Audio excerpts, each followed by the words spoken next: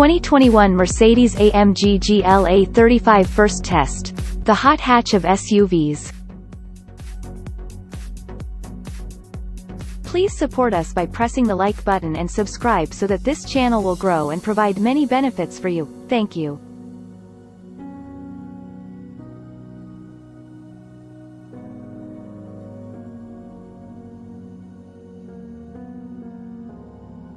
Fast forward a few months and we found ourselves rolling out in the 2021 Mercedes-AMG GLA35.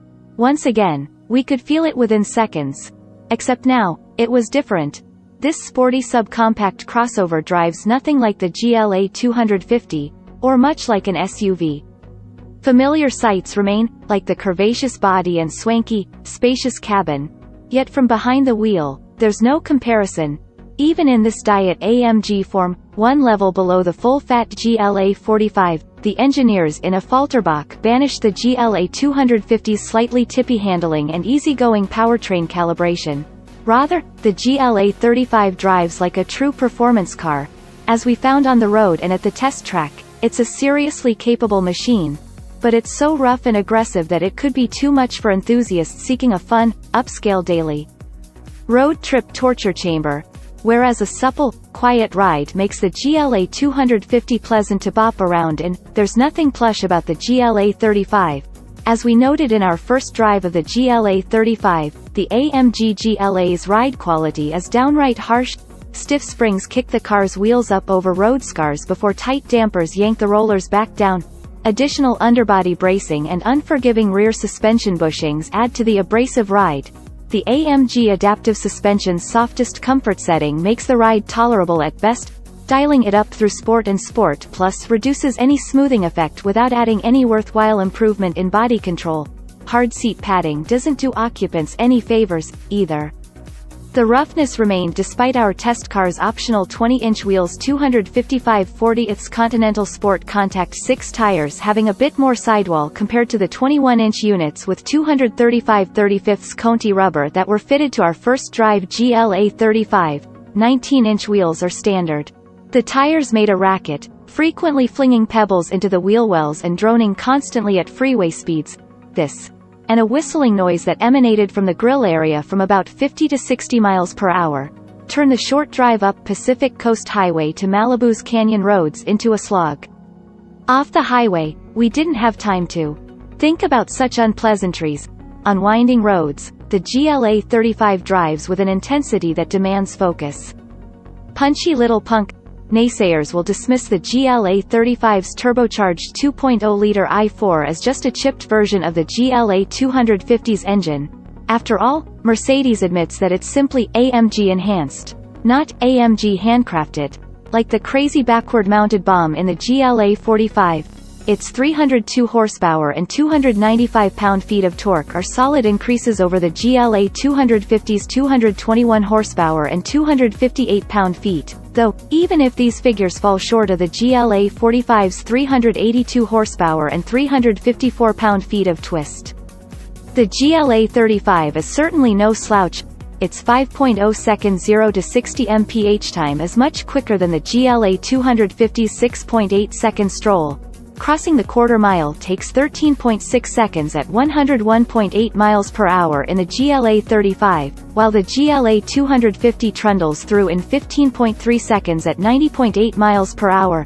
AMG makes launching its cars deviously simple. Engage Sport Plus. Hold the brake, mash the accelerator, let the revs settle, release the brake. The GLA35's 8-speed dual-clutch automatic engages first gear hard, and off it goes. Keep the pedal down and power builds in a sweet surge nearly to redline. Turbo lag is hardly a consideration. The throttle lacks millimeter precision, but in the mid-range, there's little waiting for boost to build. This bassy 4-banger sounds good, too.